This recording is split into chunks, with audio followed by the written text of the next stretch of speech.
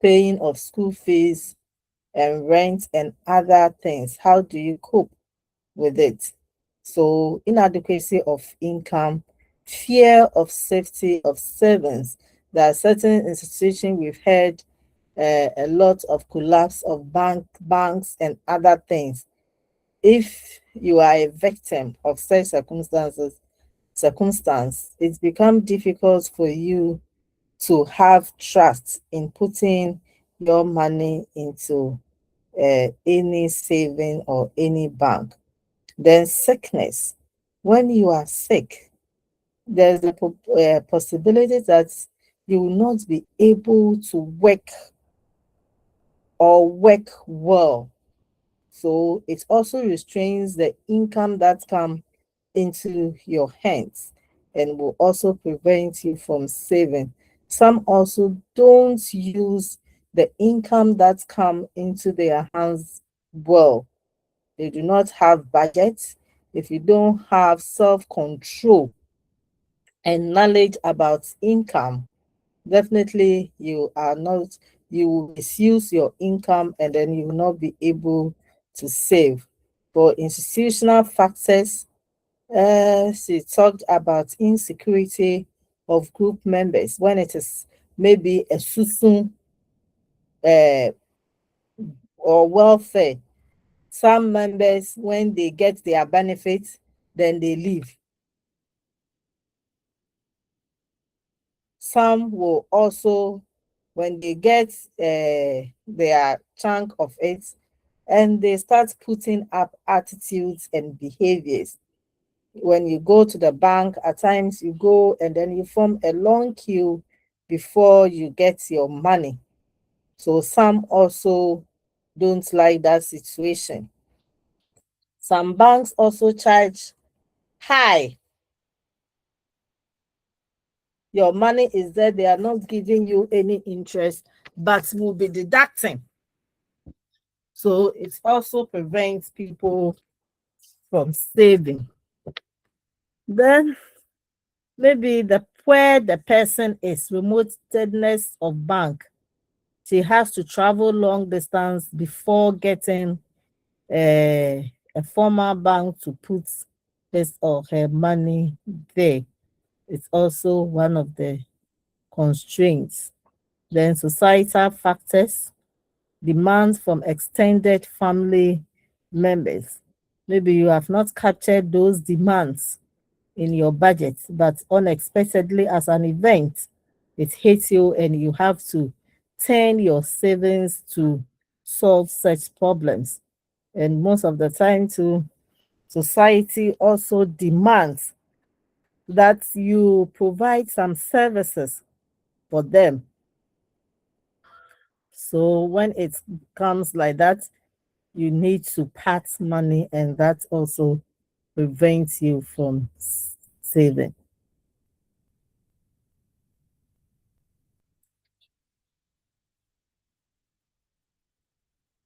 Okay. So investments. Investments, so if you want to be rich or you want to be financially adequate, then you have to move from savings to investments. So savings is like having a maze in your hand.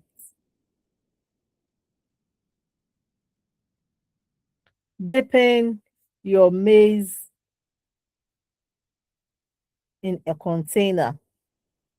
But if you take the maize and you plant them, that is the literal explanation of investment. So putting your money into a venture to make profits. That is Ahmed 2002, 2002. He says that putting your money into a venture to make profits. or money that is being used to purchase shares, or put in a collective investment scheme, or used to buy any assets where there is an element of capital risk. So, like a maize, as you put it in the ground, it might be that you will have a bumper harvest. It might also be that any natural factors can destroy the maize. And therefore, even the ones that you put in the soil for it to germinate will not be seen. So it is a highly risky venture. You either gain abundantly, or you remain at where you are, or you risk even what you have. So you have to think about it, do your risk analysis, and know where to put your investments in. Some are safe, and the ones normally that are safe do not yield much. The highly risky ones are the ones that buffer your income. So Rahman in 2002 puts investment into three categories: real investment, titular investment, and contingent investments. By real investment, he explained that these are investments that are that can be seen and touched. So something like investing in real estates,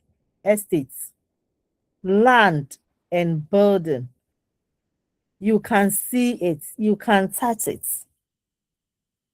These are called the real investments.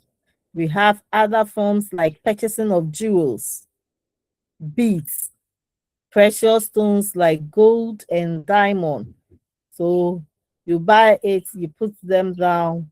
When you need liquidated funds, then you resell it and you can get your money back. And it can be in double or triple fold. If you get a litigation-free land now, the price that you buy it, in 5 years' time when you are selling it, you will get twice or thrice of the amount that you bought them. And he explained that this type of investment enhances one's sense of possession and psychological satisfaction. Then we have the titular investments. These are investments that comes in the form of certificates, deposits, receipts, promissory, and notes, among others, that are issued by competent authority. So if you schooled, what shows that you have a degree? It is your certificate. And before one gets the certificate, you know that the number of fees the person has paid and the amount the person has spent in getting that single certificate. It is also an investment. So that investment is what is going to yield you income, wages, salary. So without your certificate, you wouldn't have been a teacher. And it is that certificate that is yielding you income right now. So if you calculate the amount that you have spent on your education and the amount that you are getting from it, it is a form of investment and you are reaping the benefits thereof. It can also come in the form when you have the treasury bill. You buy treasury bill, bonds, and stocks. You are also given certificates. So, or receipts, certificates and receipts. These are all titular investments. Then we talked about stock and we talked about shares. So we have stockholders, shareholders. The stockholders are the management people of the company. So I made an example that if three of you want to, let's say, put up a hotel and you have calculated the cost of it, and maybe you will need about 6 million to do that business. The three of you had only 3 million. Then you put up, so the three of you who are behind the business, you are stockholders. Then you open it up to the market. You invite people to also bring their money into your business. Those people who come in are shareholders. And therefore, the stockholders, after establishing the business, and then it's time for you to reap your benefits. Maybe you have discussion with them. It is a new business, and therefore we will start sharing our profits in 3 years' time. So although the shareholders will be informed that whatever they are putting them, what they are putting their money into, the shares that they are putting their money into, they are going to reap the benefits in 3 years' time. So after 3 years, the stockholders will sit, then they will know the amount that are the profits or the dividend that they have accrued. Then they will decide how much will be given as dividend or interest to the shareholders. So if one share is, let's say, 100 Ghana, they will look at their profits and say that, okay, one share is 100 Ghana. Every share will get a benefit of 50 cedis. So calculated by the number of shares that the person has, that will be the person's dividends or interest. The stockholders, it might be that they will run at a loss.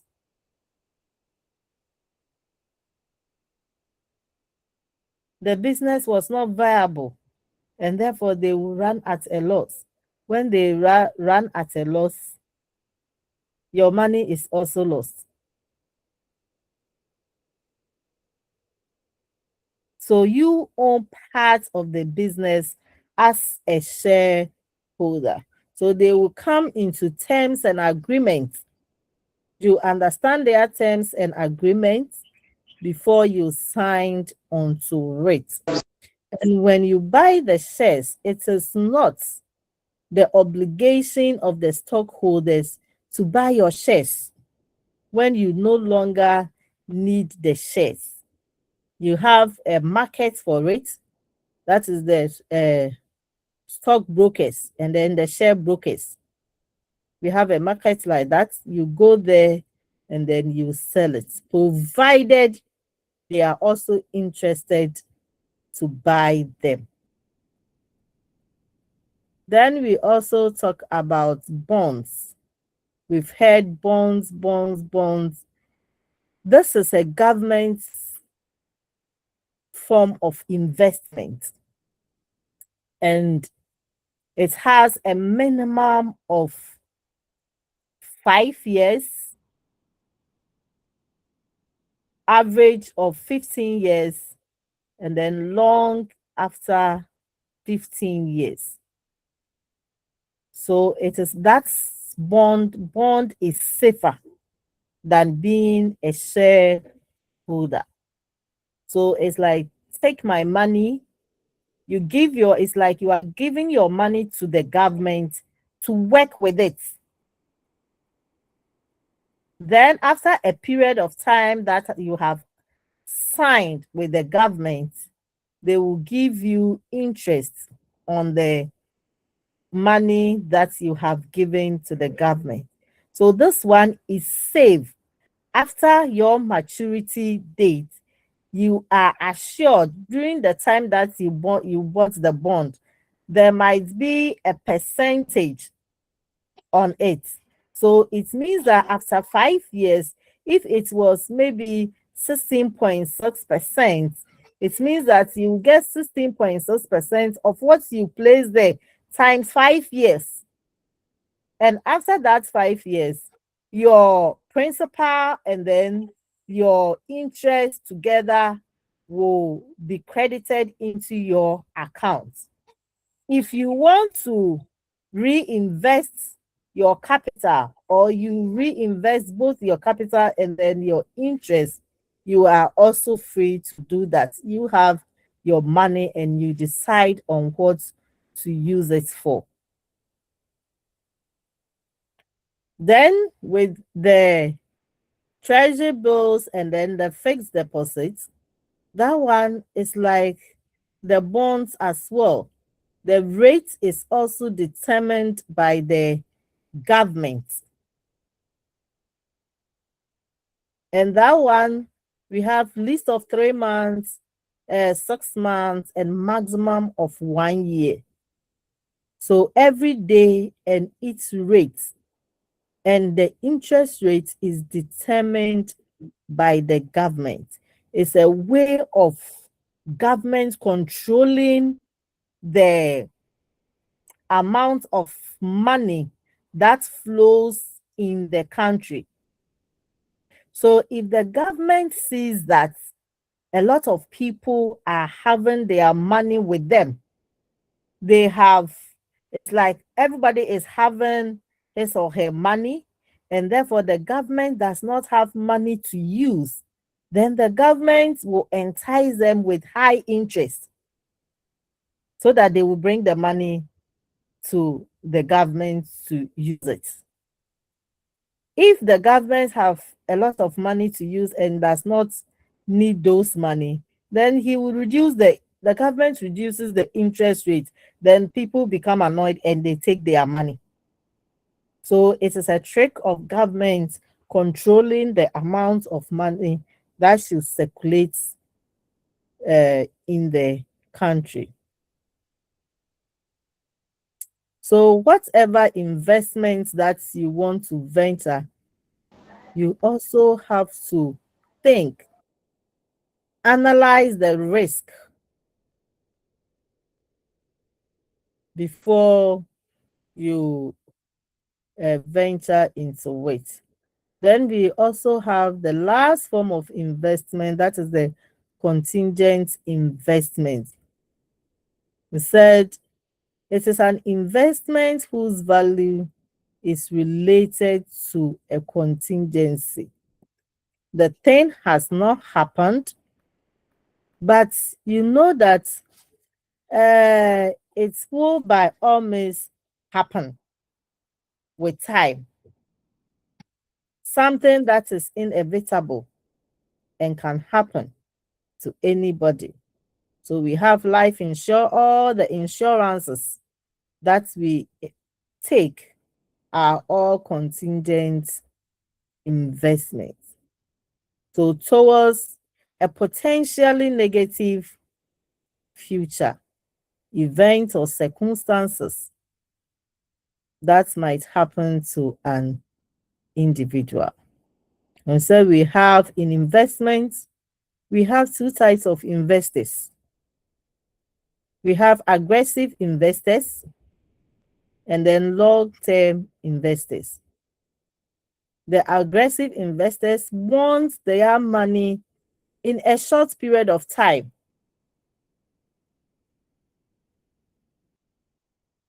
So they will choose investment that will give them huge returns within a short period of time. And they undertake high risk investments. The long-term investors, they want to have gain from their investments over a period of time. They want to enjoy the investment every now and then for a longer period of time. So somebody, the aggressive investor, will build a house and then sell it so that he or she will get his or her dividends or investment at a go. But the long-term investor will maybe put it in the form of renting, or will even invest it in the form of hotels or Airbnb, so that he will be reaping the benefits year after year for a longer period of time. Constraint to investment. What prevents us from investing? As usual, inadequate capital, over-reliance on natural conditions, especially those who are into agriculture, investing in agriculture aspects. And nowadays, a lot of people are investing in that area, especially cash crops. And we have a lot of technology that is being used in farming. But if we are not using them and we are just relying on the natural condition, and the natural condition is not helping the plants to grow faster, then our investments, it will take a very long time for us to reap it. And that is a constraint. Market failures. At times you wish you take the things to the market. You think that, oh, as for this product, I should be able to sell it for 50 cedis. You get to the market and then they are not taking that price. It's lower. You have no alternative than to sell it at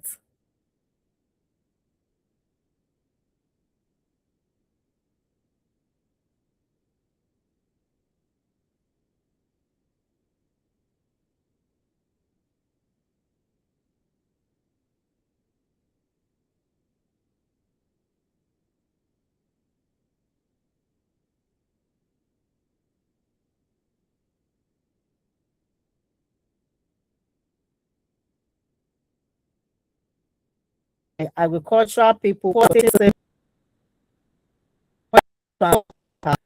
it, fear of failure.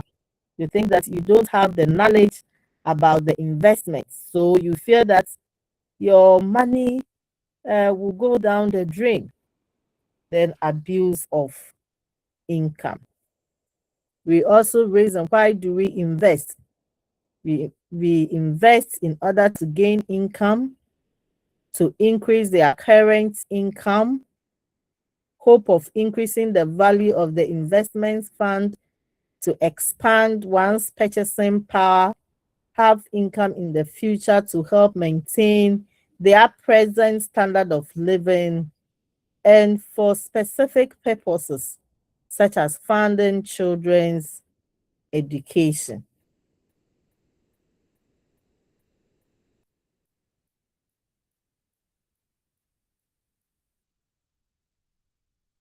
Any question?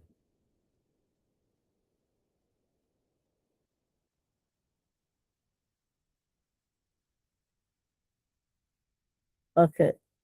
So if there's no question, we continue with it. We also looked at transfer as one of the decisions, financial management decisions that we make. And by transfer, We said it is a grant that moves from the family to another family or individual. Monies that leave your family to another family or individual.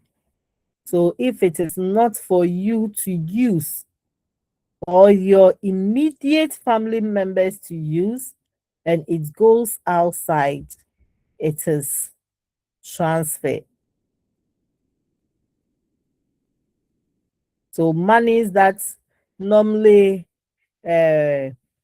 monies that we send to our parents, gifts that we give, our tithes, our collections, donations that we make to other people comes under transfer. Then we have consumption. That is the act of consuming goods and services. The monies that we use for our own benefits or the benefits of our immediate family is consumption. So when it comes, when you get your salary, you divide them. Some goes into investment, some goes into savings. You give some out to other people. Then you also use some, the ones that you use for the benefit of yourself and your immediate family is the consumption. Then credit.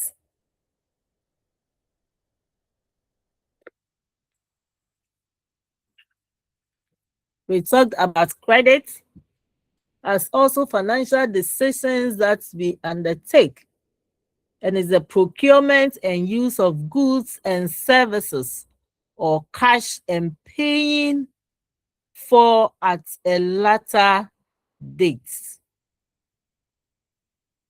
So any services that is being rendered, any goods that you use of which you don't pay instantly is credit.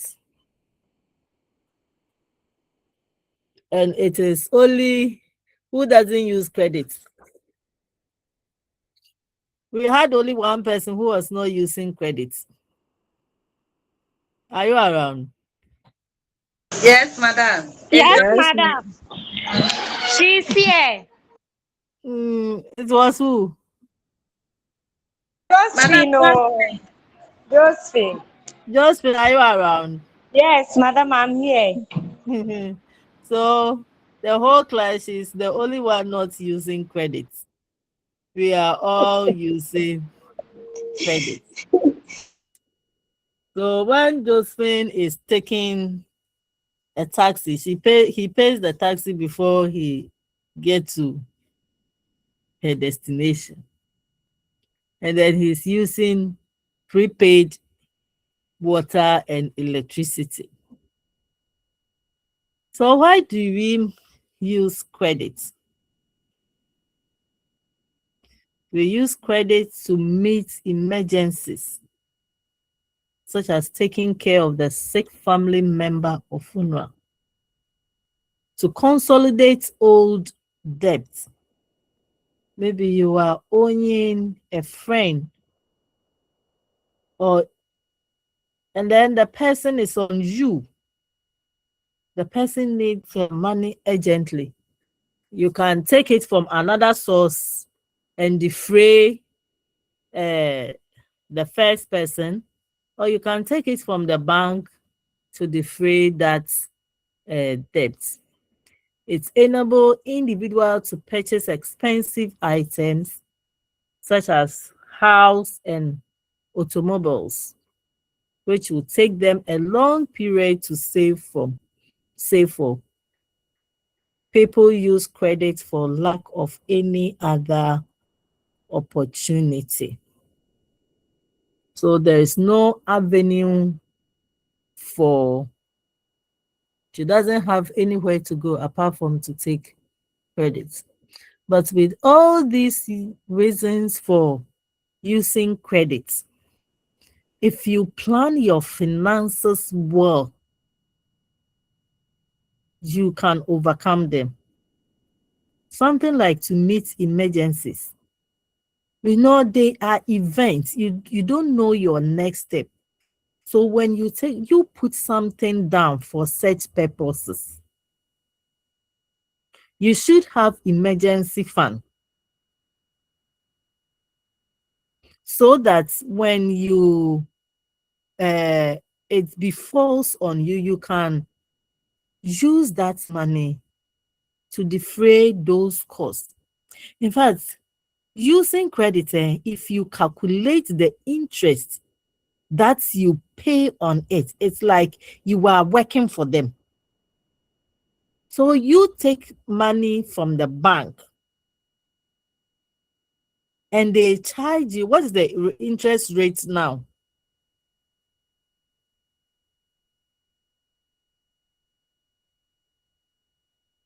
What's the bank interest rate now?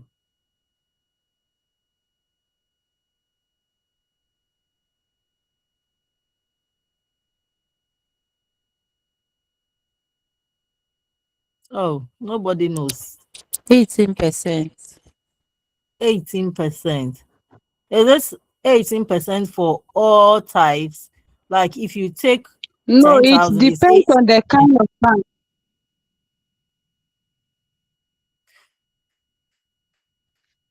Does it affect the quantum of money that you are taking? Like if you Yes, are madam. taking, yes. So let's say even 18% and you are taking 10,000 and you are paying it for 1 year. You calculate the interest. If you have, I don't have my phone with me right now. Someone should calculate for us. 18% of 10,000.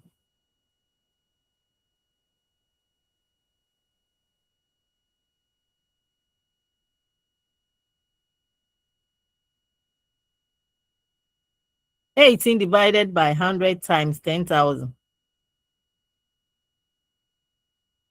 Madam, 1,800. 1,800. 1,800. So that, let's say even that is the least. This 1,800, if you should have saved for it to cater for that expenses, you could have used that 1,800 to do something.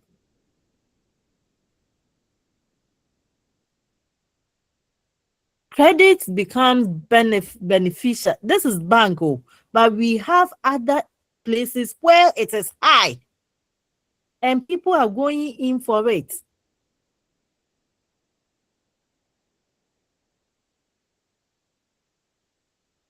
So you have to calculate. Life is not, I always say, life is not in a rush. You are not competing with anybody.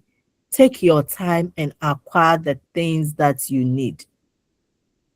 Unless the other time we looked at a situation where the person needs some money to top up to go and stay in his or her in his own house. That one is good. That one becomes a good decision because at that particular moment, the alternative, looking at this, the two alternatives, the taking a loan to complete the house to stay in is beneficial. It would have not been beneficial when maybe you are occupying a government place and you are not being rushed out of the place and you want to at all costs finish it. If you finish it and you are going to stay there, fine. Or you finish it and you are going to give it out for rent to get the money, fine. But finishing it for finishing sake, you have to think twice. So in our financial decisions, if we would do away with credit. It will help us. Else we will always be working for others to enjoy.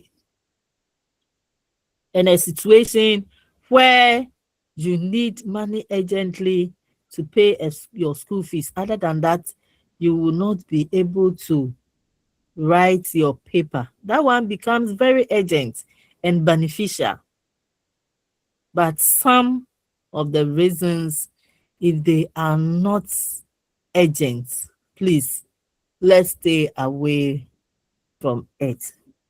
We looked at types of credits: sales credits, service credits, and cash loans. Sales credits, we talked about installments, revolving, and high purchase. Installments, revolving, and high purchase. The installments credits, normally we use it when you want to buy expensive items. How expensive are even those items? So you have, and there's always an agreement. Something like fridge, cloth, stove. So those items, it is always an agreement between you and then the person or the shop owner. So normally with installment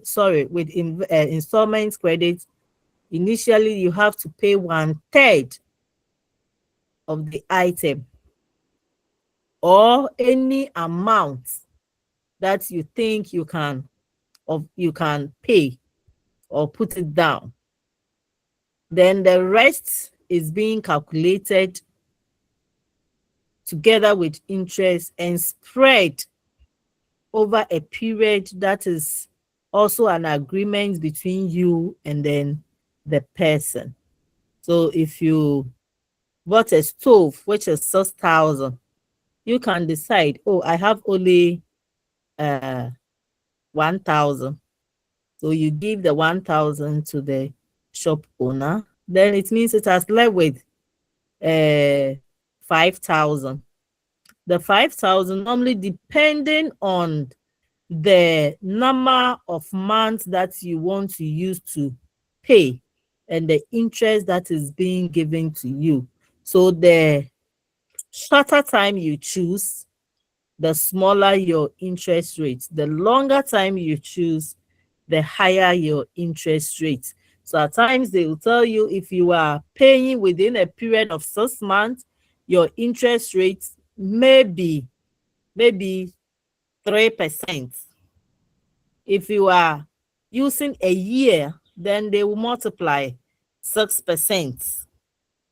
If you are using 2 years, then it becomes 12%. So that is how they do their calculation.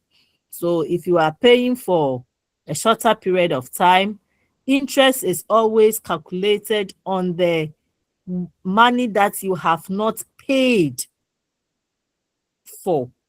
So although the item is 6,000 and you have made an initial deposit of 1,000, it is the 5,000 that you have not paid. That is what they will use to calculate the interest on, not the total amount of the item. So every month you go and pay the item, the money that has been agreed between you and then the owner. So let's say someone should do this calculation for us. If you bought an item which is 6,000 and you have already offset 1,000, it has left with 5,000 for you to pay. You are using 6 months to pay and they are charging you 3%. So 3% of 5,000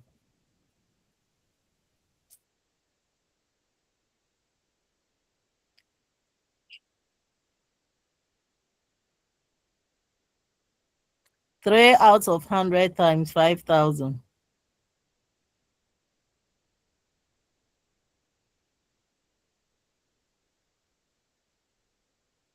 $150. 150 cedis. So you add 150, add 150 cedis to 5,000.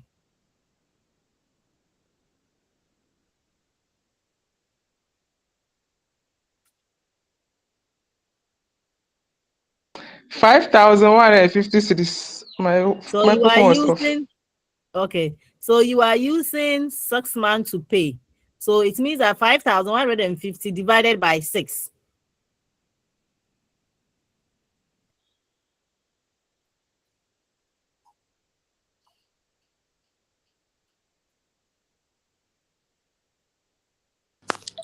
$858. Good. So it means that every month within the period of that 6 months, you are going to pay 858 every month till you are done with your payment. If you choose 1 year, then the interest rate is going to be 6. So they will calculate this. So it means that instead of 150, it is going to be 300 added to the 5,000 divided by 12. That is what you'll be paying in during every month. So that is how installment credits work. Then we have revolving credits. Revolving credits are mostly on consumables, mostly on consumable like provisions.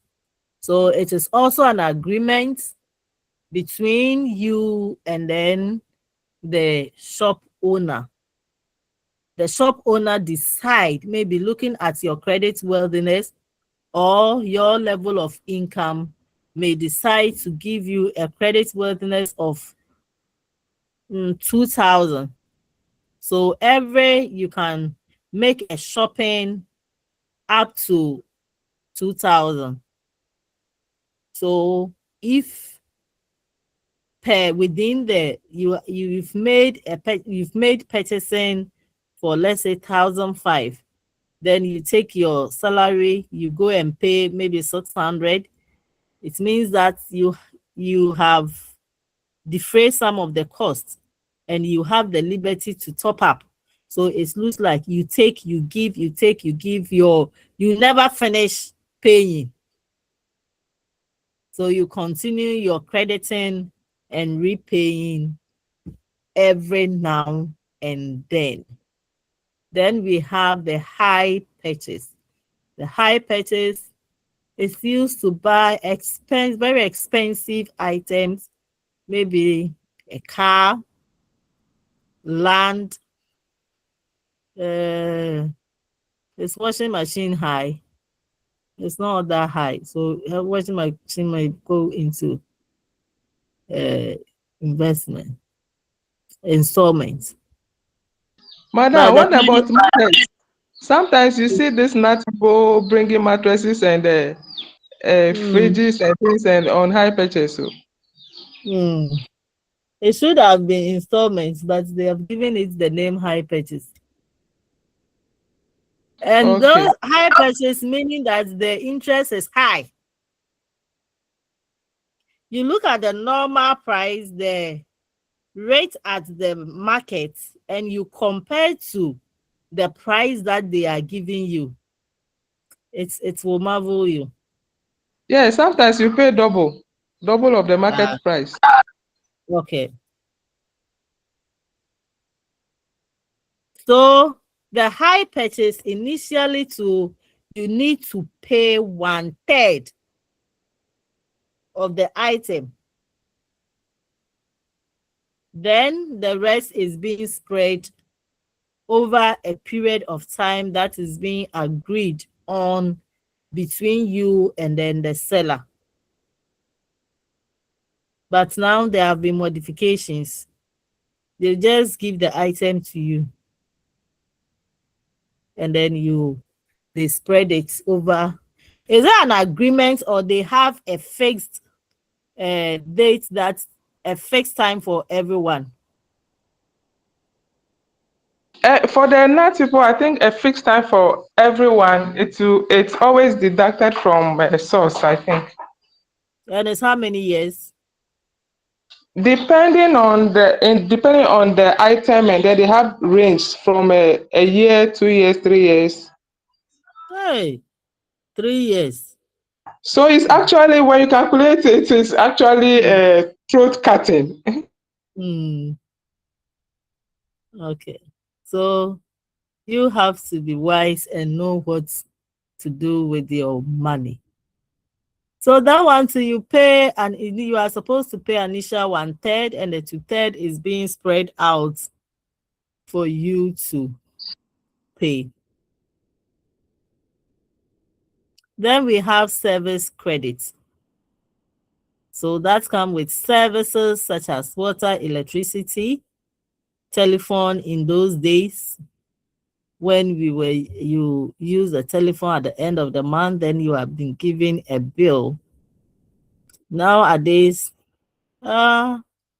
electricity is prepaid, telephone is prepaid, so it's as left with water. And some are saying their water is also sometimes prepaid. Who are those using prepaid water?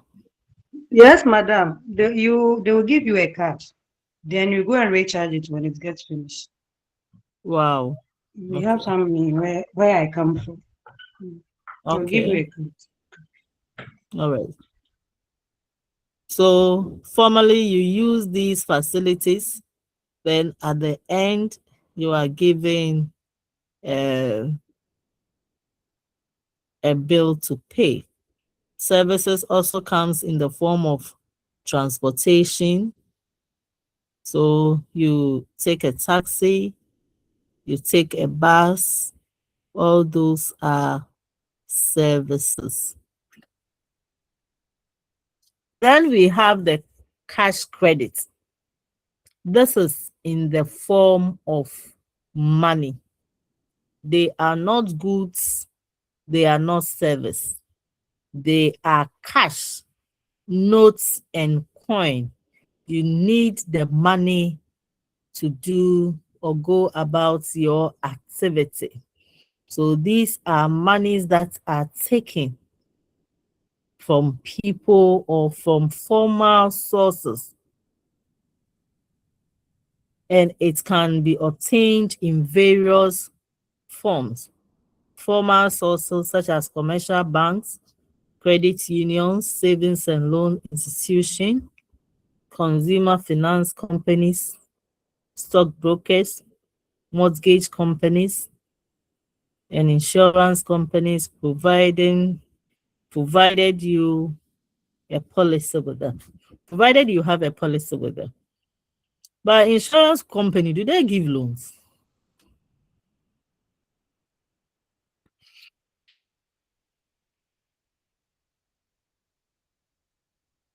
Any insurance company that gives loan? I've not come across any insurance company that gives loans. Madam, please, SIC. SIC. They give you. They give loan. Yes. Wow. And even Star Life, but if you're having insurance with them before they will give you, if you're having a policy with them, Star Okay. Life. Okay. Please give me 2 minutes.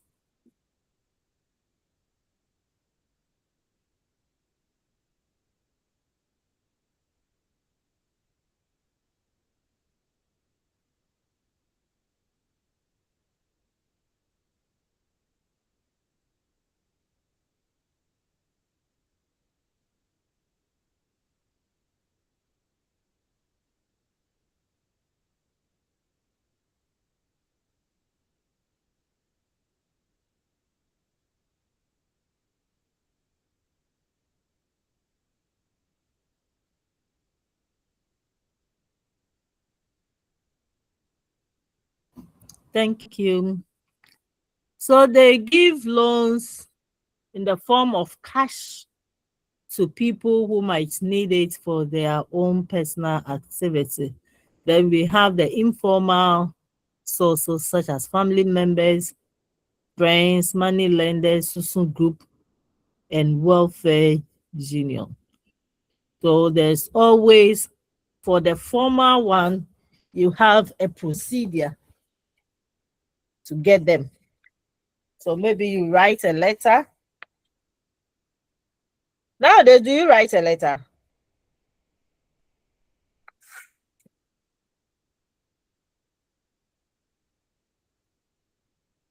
Yes, Hello? madam. With some of the banks, commercial banks, ADB, you write a letter. And Okay. some of the yes, with Teachers Fund, they now have an app. You can go online to do the application. So some are using online apps for application, and some are also using the letter. Okay. So their agreement is being spelled out.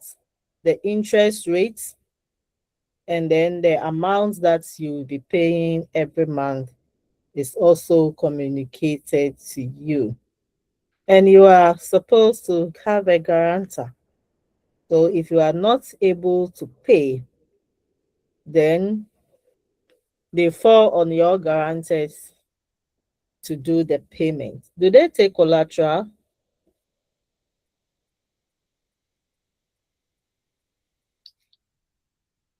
No, madam, they don't take collateral. Okay. So only your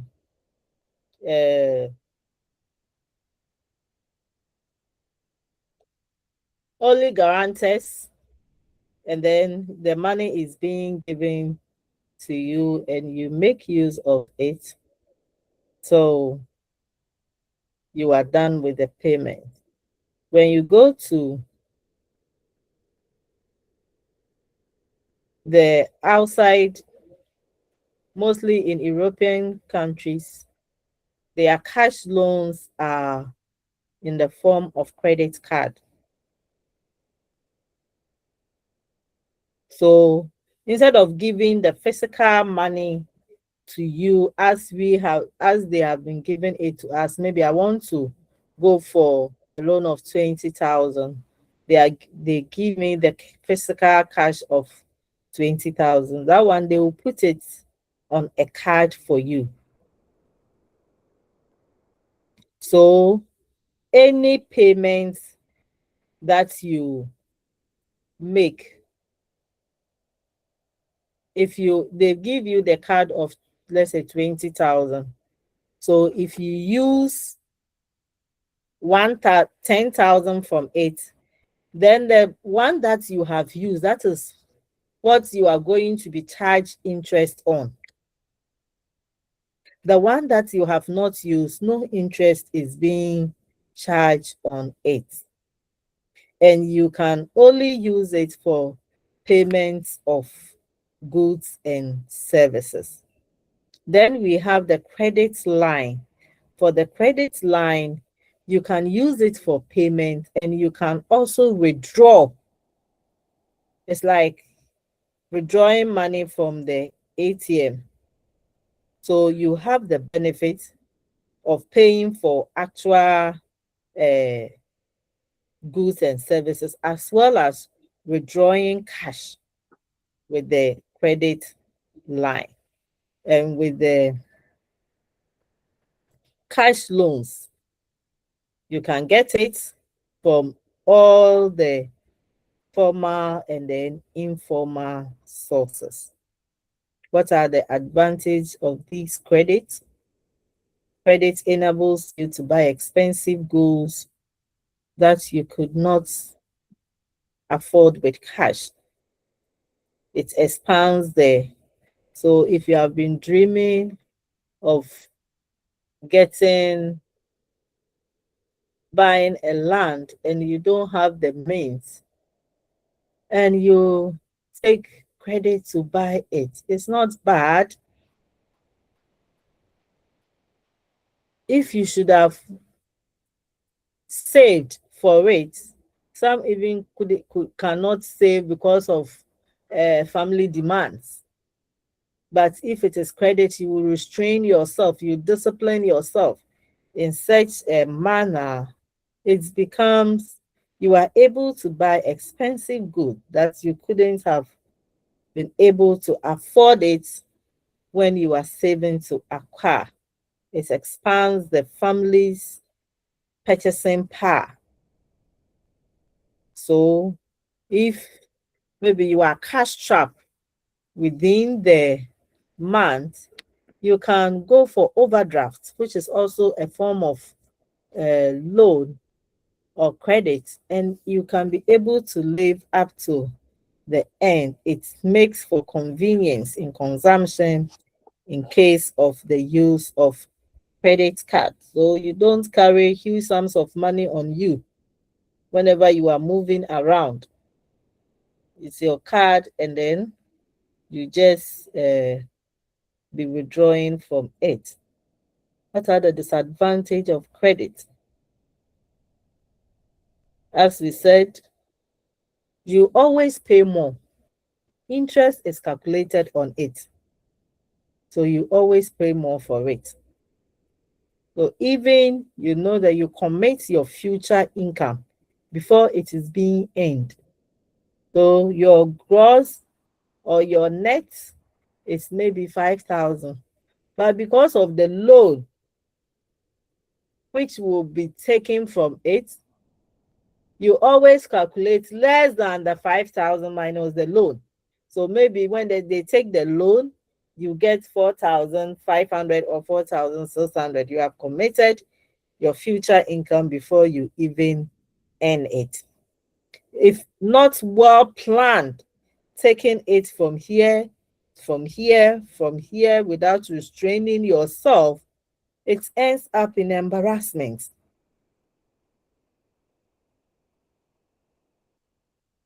So they will be knocking at your door. Some of these financial institutions may even publish your name in the newspaper. They will be coming to you every now and then, and it's become an embarrassment. So before, credit is good when you use it wisely. So how do you use it wisely? There are some people, they will bring the thing, oh, I will not need it, but if it is credit, I will take it. Why will you take it because of credit? Because you know deep inside that you don't need the thing. They will buy the thing and then package it somewhere else. It will not be used in the house. It will still be in its case and it will be there. Then they will be paying for it. So never use credit for luxuries you can afford to do without them.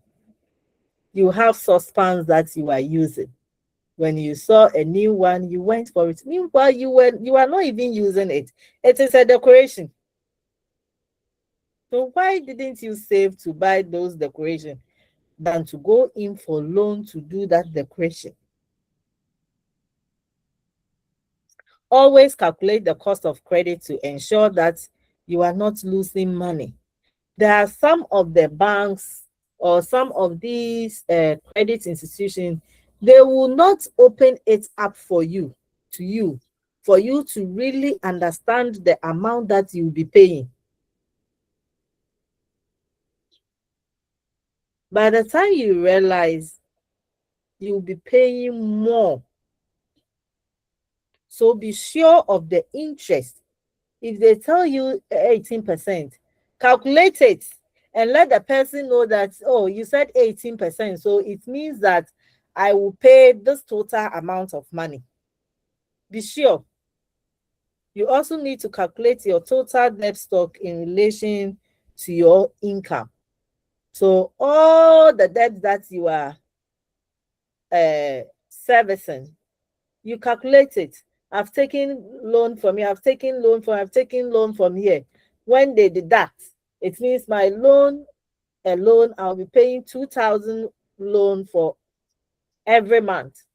Taking from my salary, It means that this is the amount of money that I will be left, it will be left for me to spend. Then you ask yourself, this amount of money that is left, can it take me through the rest of the month? Before you sign up to any loan. You need to choose carefully a purpose for your credit.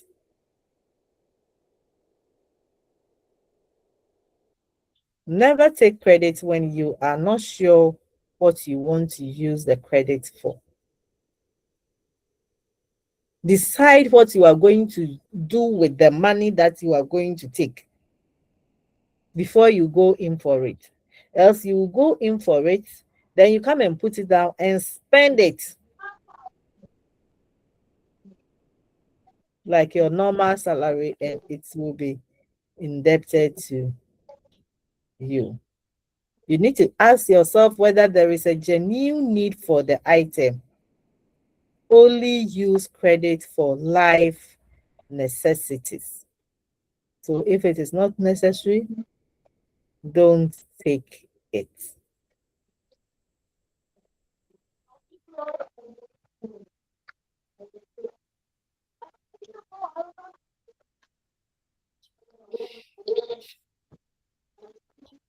Any question?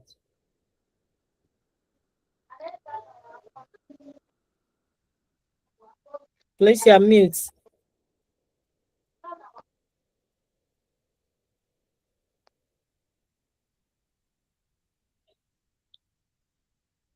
Any question? If there is no such, then we move to budgeting.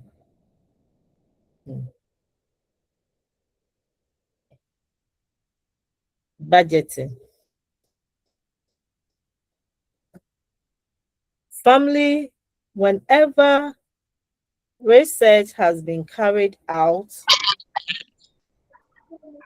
a lot of people do a lot of research. And they found out that concerning family financial management, they found out that families are not managing their income. Some families, because of that, they are finding it difficult to comply with financial management rules. And some of the effects or some of the reason is that a lot of family owe. They owe. They are either owing their friends, they are either through the informal or through the formal, they are servicing loan. And because of that, a lot of families are finding it difficult to manage their finances. And they also, Hogan and Bois also reported that most of the family troubles, tensions between husband and wife, cohesions are caused because of financial matters. When you see couples are fighting, having issues, having problems, when you delve into it, it is financial matter. And therefore, most of the people or most of these financial matters, if not well handled, 80% of them ends in divorce.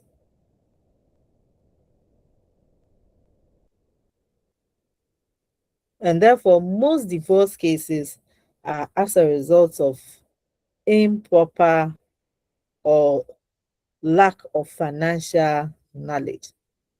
However, most writers are of the view that there are lots of financial books financial management books written for families to read and expand their knowledge on family finance. The books are on the shelves, but families are not buying to read and upgrade their knowledge on financial matters. And therefore, there are still relationship problems.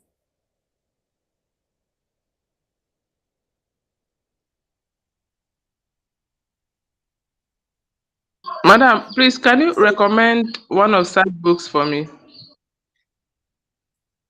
Oh, the other time I told you, Rich Dad, Poor Dad. Okay. Then I said I would look at the altar. I forgot. Yes, Madam, I remember yes. asking for the altar and you said today you will inform me. Oh, Tuesday. I didn't look for my Okay. book. Please remind me, okay? Tuesday. Okay, madam. Oh, when it's a popular book.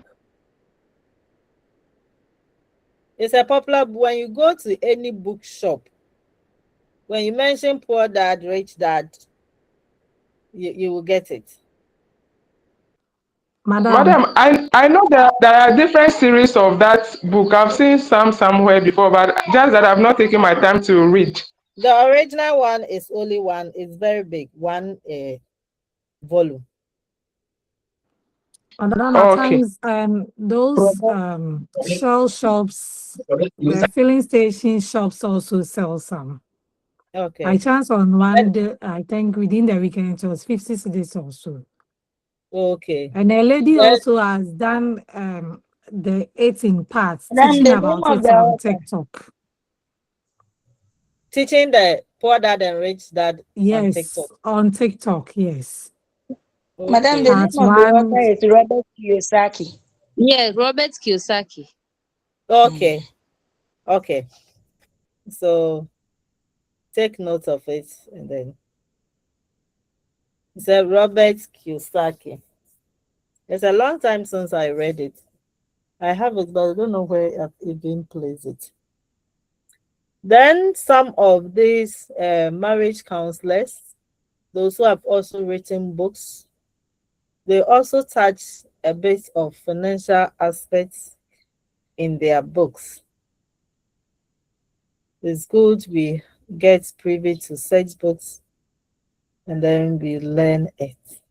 Because they are saying that most of these divorce cases can be prevented or could have been prevented if both partners are privy to financial management principles.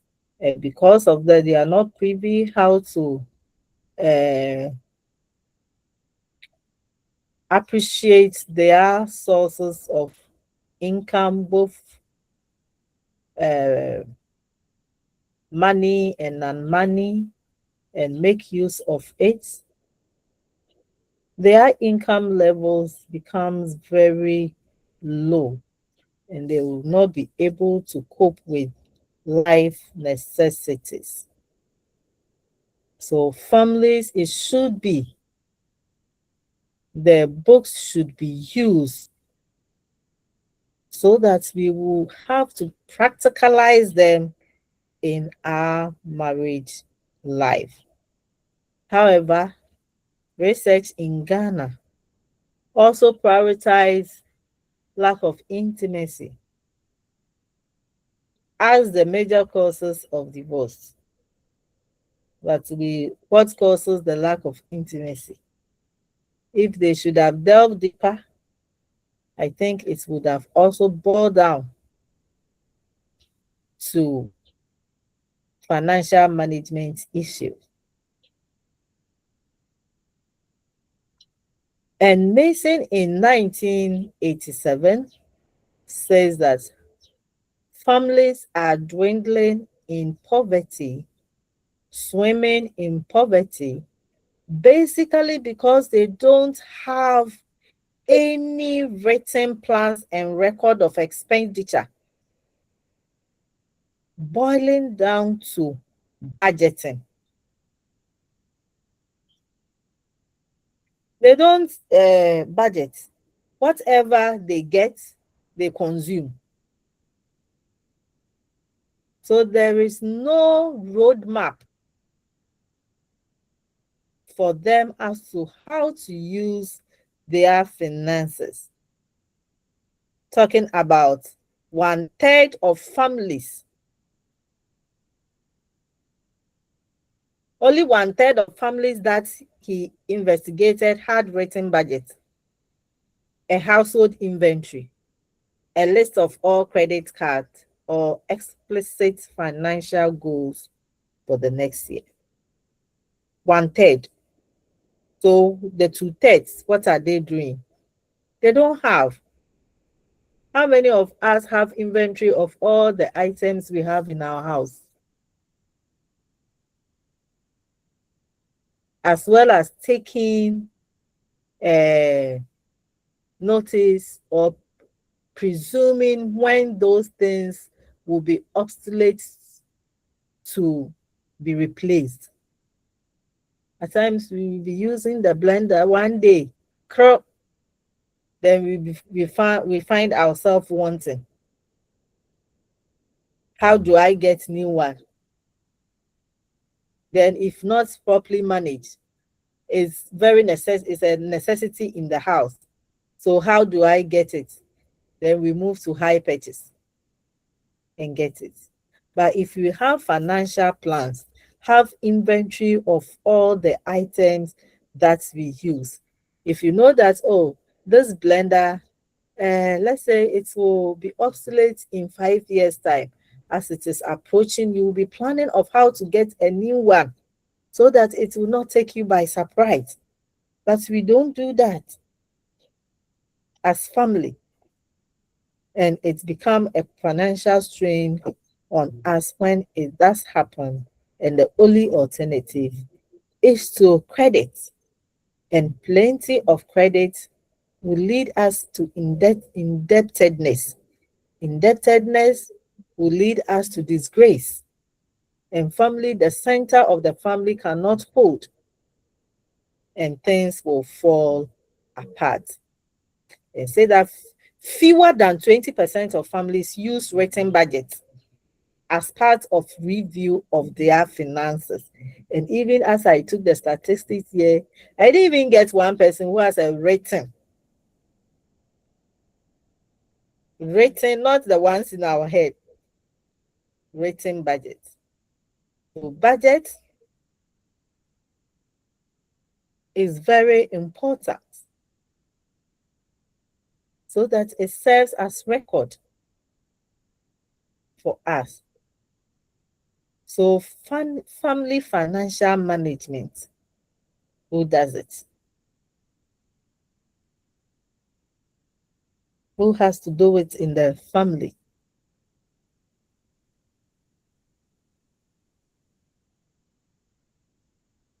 Some are saying that, is it the husband who do the financial management? Is it the wife? They said that there has been a research, and the research indicates that both spouses jointly handle the family finance, regardless of the family or the life cycle stage. Either the couples alone, the couples with preschool, couples with whatever till the last stage, both of them handle the financial, family finance regardless of their life cycle stage. And then Rosen and Campbell's, their research found out that most husband handles the implementation tax. So the husband and wife will all sit down, and mostly It is the women who brings out the policy decisions, the method of saving, and then budgeting. So they will be writing the wives will be writing everything. Let's do this, let's do this, let's do this. After it has been written and their policies have been taken, then the man will execute the plans that they have done. So if it is paying of the bills, then the man pays, goes around to implement the policies that they have undertaken. Next semester, it will be interesting. We look at how families are resourced, and it is a very interesting topic. So we say budget. What is a budget? It is a written financial statement that helps to systematize your income and expenditure. It can also be said as a detailed guidelines for spending over a short period of time. So it is having a statement that controls your financial behavior to achieve your financial goals. Why is it necessary to have a budget? So we have two main purposes. When you are budgeting, two main things comes into your mind: to direct your cash towards specific goals and to monitor disbursements of such monies. How do you budget? You want to budget. How do you budget? The first step is to estimate the cash receipt, which means that all the monies that comes into your hands for that period of time, you have to document it. So apart from your salary, what else? Where else do you get your end income? So maybe you have a business that fetches you money, you add that one. Maybe you have regular gifts from somebody, you document. So all the income that will be available to you for the period of time that you do your budget should be accounted for. So some people may prefer to do it monthly, 3 months, or even half a year. If it is monthly, then your salary plus any other business venture that you've engaged yourself in, the profits that will come, you add it to it. If it is only solely your salary, then you also stick to it to do your budget. So the first step involved in budget is to estimate the cash receipt that will be available during the budget period. And it depends on each and every one. Your budget will be different from another person's budget. So after estimating all your cash receipts, then you estimate cash disbursements. What does it mean? That this is the money that I receive after adding up all my earned income. This is what I get. Then you write all the items, the spending that you do. So rent, maybe school fees, utilities, provisions, staple foods, all of them you list. Then you allocate estimates of prices for those items. So rent, how much do I pay? Water, you project from the previous one. That is why you have to have record. Maybe last month I paid 200. This month, let's make it 210. Or best the same 200. Then your provisions, how much you write it. So you estimate all of them. That is estimating your cash disbursement. And then financial experts are saying that your cash disbursement should not exceed your cash receipt. Your cash disbursement should not exceed your cash receipt. They are also saying that we have 3 types of disbursements. Fixed disbursements. These are on regular basis and in regular amounts. So you pay it regularly every month or every year, and it is almost the same amount. Then we have occasional disbursements. These disbursements are fixed but not on regular basis. Something like payment of school fees. It's not every month that you pay school fees. It is either 3 months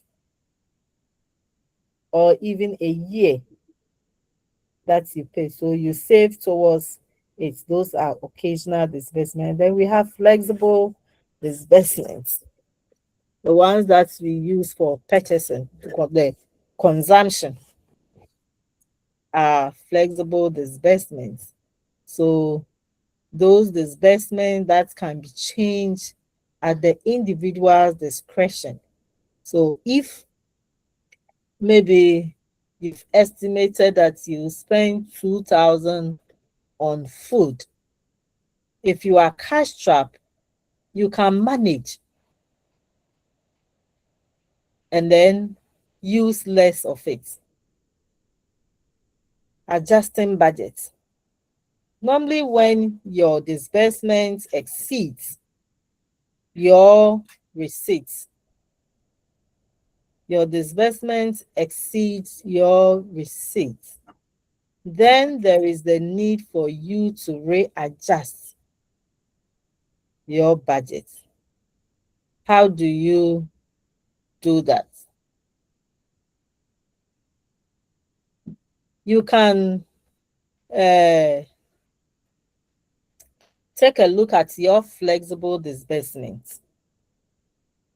It says that you can look at the flexible disbursement and then make changes to it.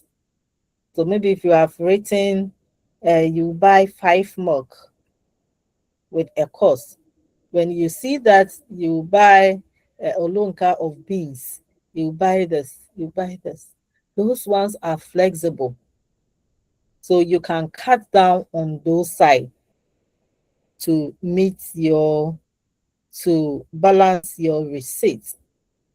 If so, after cutting down on the flexible and still it exceeds, then some of the fixed and occasional disbursements will be necessary.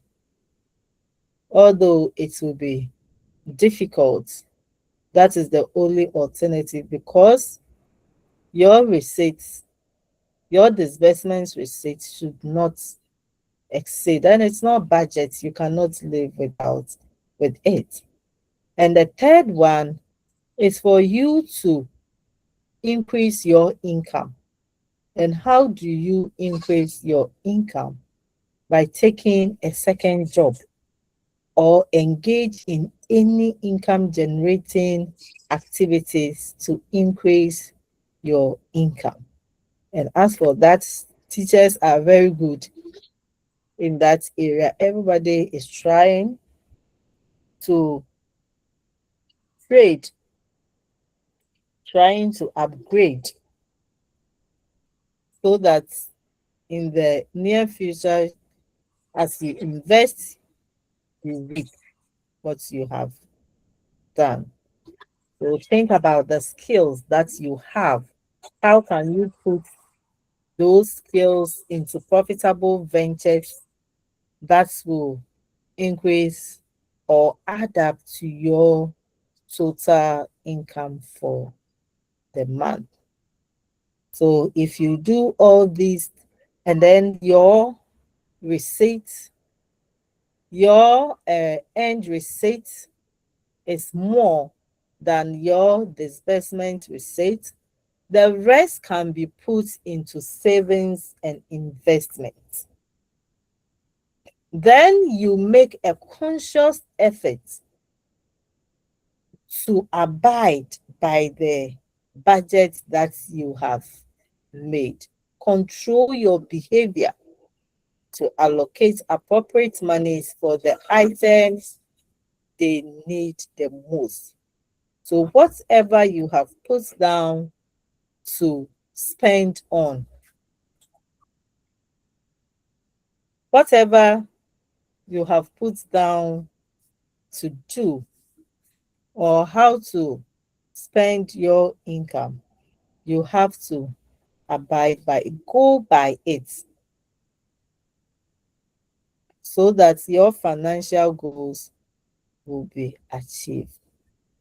How do you make your budget work?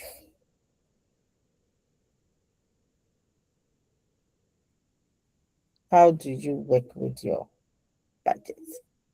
Some also do the rubber stamp principle, which means that they will never exceed whatever they have put down.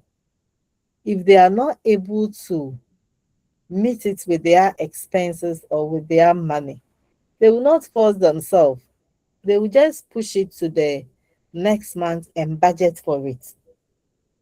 And you see, even the government does it. If a junior wants something, they will tell you they've not budgeted for it.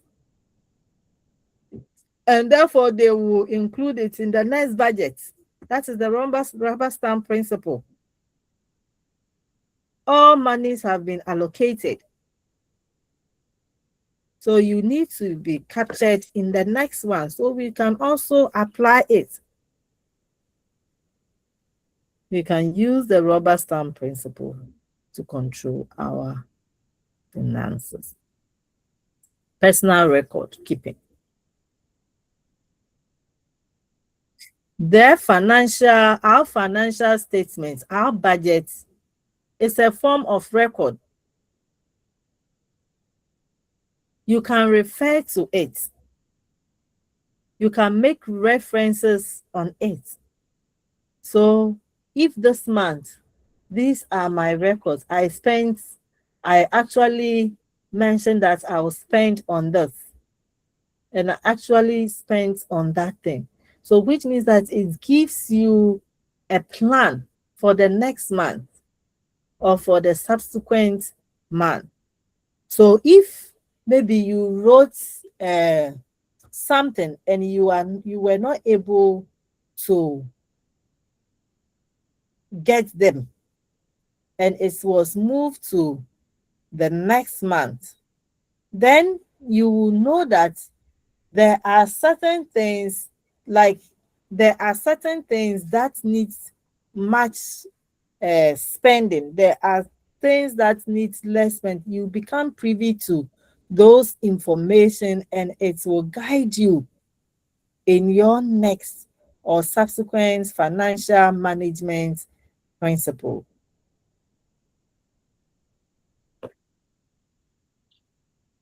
So the budget basically is your personal record. It provides evidence of important events such as marriage, death, birth, to prove ownership of assets in case of loss. So when you have a budget, you are organizing a marriage ceremony and you have a budget for it, dead funeral, you have a budget. The next time is that occurs, you just pick your budgets and you know that these are the spendings that will go for every activity. So it's become like a personal record. And I gave an incident where I went to course. It was not my case though, but I was certain for another issue. And then this issue, there was a divorce between the man and then the woman, and the man was claiming that the court ordered the man to move out of the house, and he was saying that it was the woman did not contribute to it, so he doesn't have money to rent a place, so she will stay in that house. And the woman also put a diary mentioning dates and the amount that he invested in that building. So proof of ownership of assets in case of loss. And everyone was marveled. Strategies to ensure good financial management. Now, as we want to start our financial management life, what strategies should we put in place? Make realistic budgets. What does it mean to make a realistic budget? When you say make a realistic budget, what does it mean?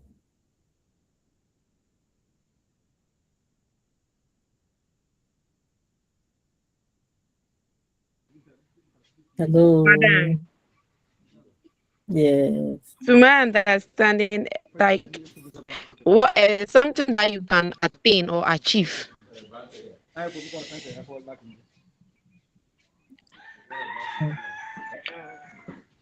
Okay. Yes, any other?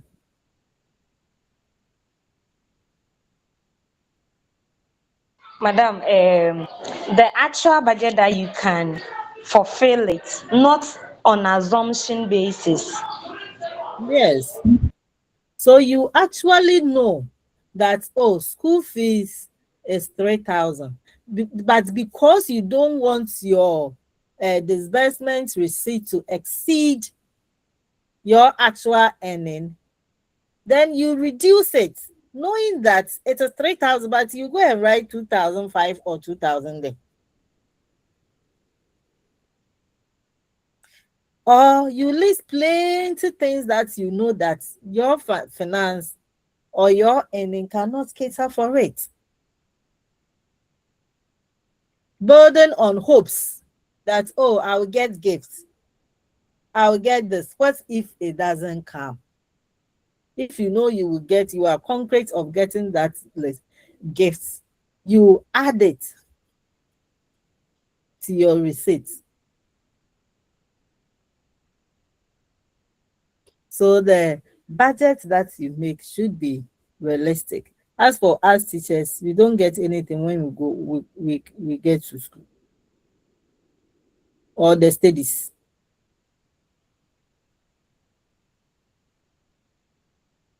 So some who have a tip dependency, they will make the budget thinking that at the workplace, they will get some tips to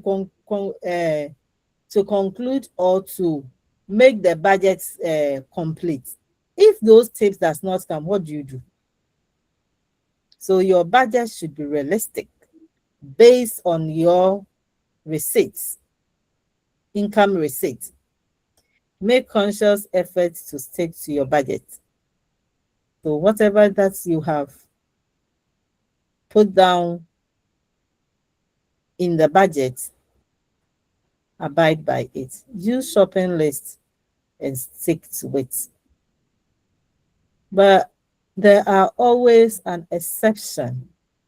As I always say, maybe you might not need a thing at that moment, but when you chance on it, it is cheap. You consider your storage. If you have storage for those activities or for those items, then you put it there. Normally, when you go to the market at my place, the small tomato that they use to measure things, when you buy the palm nut, it is 15 cedis. The other time I went to the market and the woman was saying 2 of it is 15 cedis. I didn't plan to prepare palm nuts, but because of the price, I bought it, came and bought it and packaged it into the deep freezer. Because I know that maybe next time that I go, I will not get it at that price. So before you do that, you have to ensure that you have a storage facility to accommodate it. Carry on you each time only the amount of money needed. As much as possible, try to avoid, it says as much as possible, try to avoid impulse buying. It didn't say at all costs, as much as possible. When you weigh the pro and the con, the pro is more, then you can do that. Make saving a permanent portion of your budget and do not leave only excess income as savings. That is very important. In your budget, savings should be part. Don't waste and use your money and say that what some will not be left. No matter how much you take at the end of the month. If you don't plan, you will misuse the money. However small your money is, you make conscious efforts to put some down as savings. If you put 500 there as savings, times the 12 months, you will get 6,000.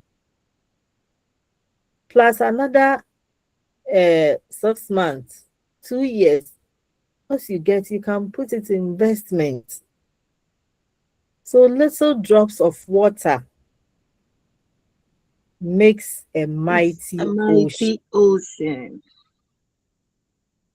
Don't think that you want it big before you can save. You drop the coins. Drop it little by little and take your mind off it. You can do it. You can do it. Use non-money income as much as possible so you can free cash income for other purposes. So we have to recognize our non-money income, either household production, community resources. There are certain things, if we'll be able to do it for the benefit of the family so that we do not part money for it, let's do it. If you have extra land, do gardening. Nowadays, you can even call some people to do it for you and you pay them. The benefits thereof will be more than going to get them at the market. Prioritize your goals and expenditure. So your goals should be your roadmap as to how you make use of your finances. So your goal should be that you want to have your financial freedom, or you should be financially adequate. What does the financial adequacy means? As we said, being able, one financial analyst says that living the same quality of life for continuous 6 months without a salary. If you are able to do that, they say the same quality of life. So you are not going to cut down.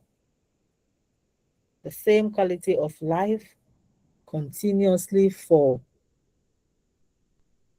6 months without a salary or your source of income. If you are able to do that, it means you are financially adequate. As we know, Rome was not built in a day. You cannot achieve your financial adequacy in a day or within a year. Little by little, you save, you invest, and within a period of time, you reap it thereof. When you ask all those who have established big business into high time business, and we admire them. They didn't start in a day. They started from somewhere and they got to where they have gotten today. They have to heckle through thin and thick. There are times that they fell, they rose, they thought about their ideas, and they restarted again. So let's also start little by little. We also have to think about ourselves. So you say you can't be a teacher and be a millionaire. So you need investment. Your teaching work will not make you a millionaire.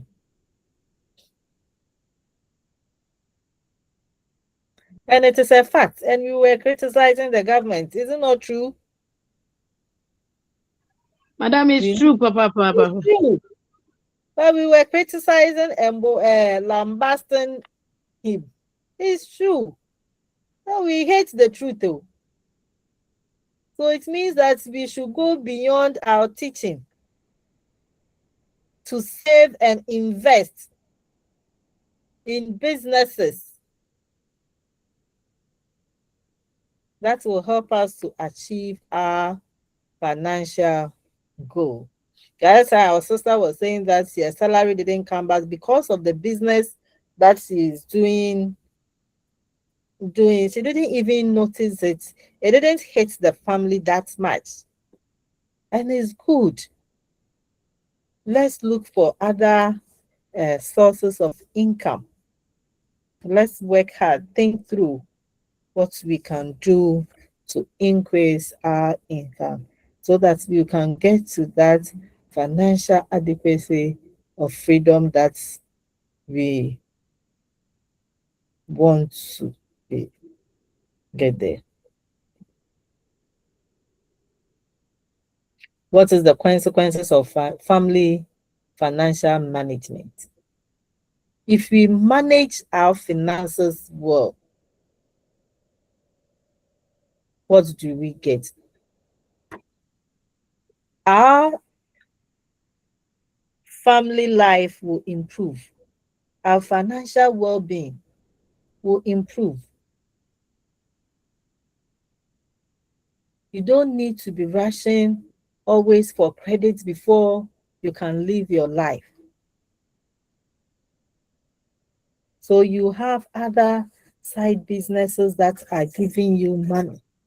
And I gave a situation where your child has finished with good grades, and because of money, you cannot send the person to university.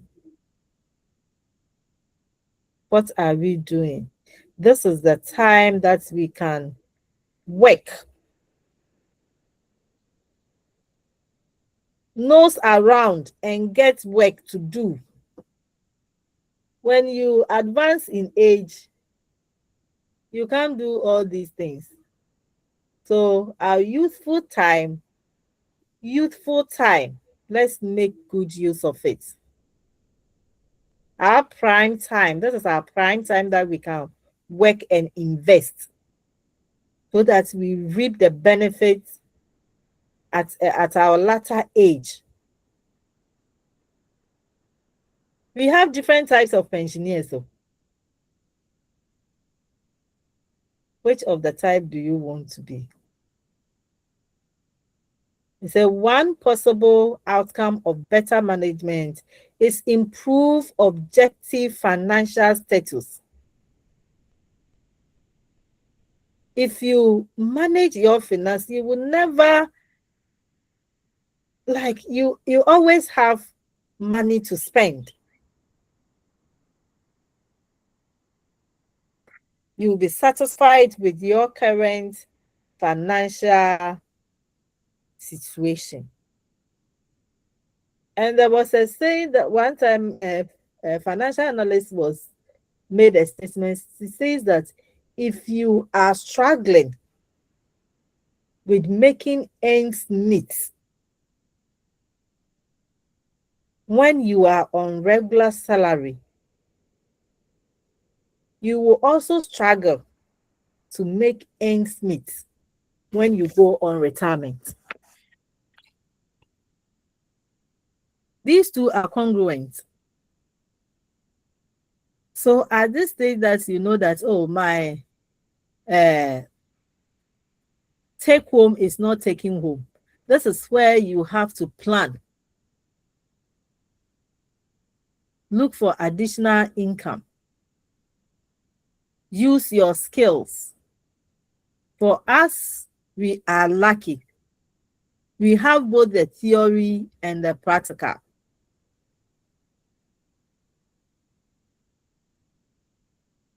Those in food, we can, if what we are receiving in school is not enough, you can learn others outside, bread making, cake making.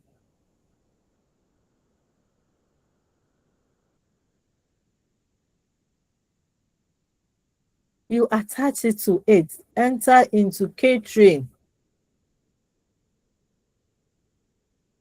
Those who are clothing students, there are a lot of things that you can make or specialize on to earn you additional income. Let's do that. Use our hands and our skills and talents to provide us with those additional income. Who gets satisfied with extensiveness of financial management behavior? If we all do it well, you all enjoy it.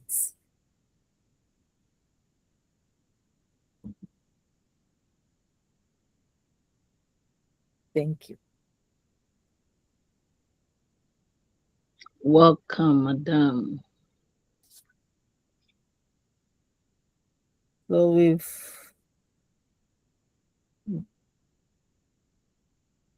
revised it and we have ended it.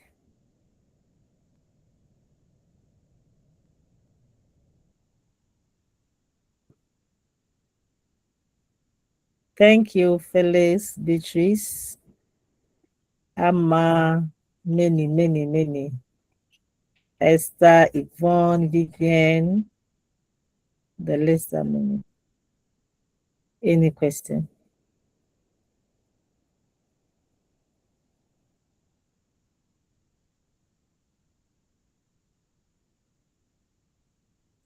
If there are no such questions, then our chapter for personal finance has ended. We are done with the course. Bye-bye. I wish you well. Bye.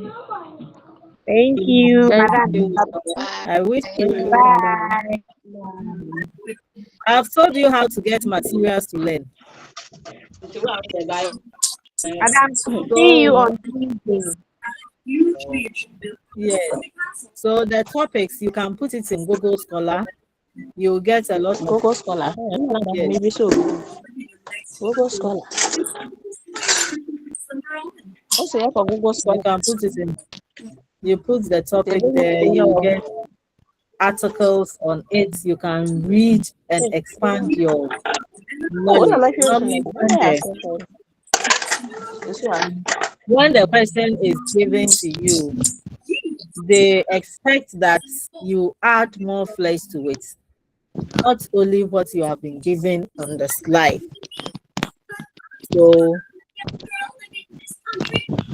you read so that you get more points to buttress, more explanations to buttress your point that you write. Regina, I've told you I'm not the one who sets the questions. And most of the time when you even write the papers, you don't even send it to me to know the questions that, so that during my previous years, I can tell the students that last year this question came, so work around it. Or I don't hear anything. Madam, So nowadays the questions they are on the phone. Oh, we don't have soft copies of it. Hard copies of it. That's why.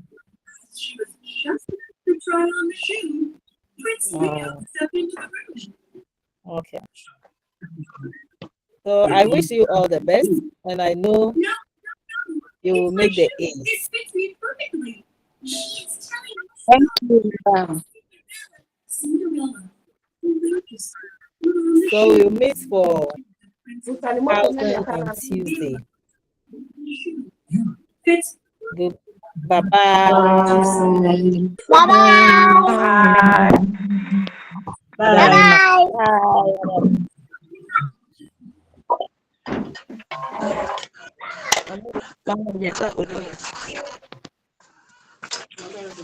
I think I may be able to.